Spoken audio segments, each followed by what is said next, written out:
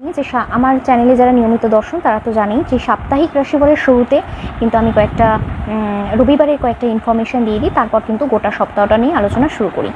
তো রবিবারের কয়েকটা জিস্ট বলে নেওয়া যাক, তারপর সপ্তাহের আলোচনাটায় ঢুকছি। মেষ দিয়ে শুরু করা যায়।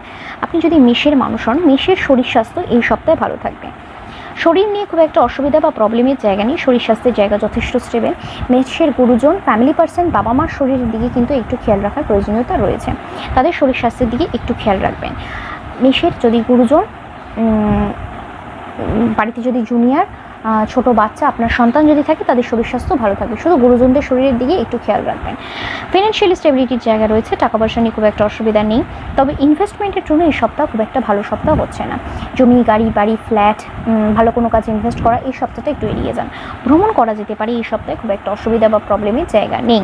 চাকরি ক্ষেত্র যদি দেখা যায় মেষের, ঝামেলা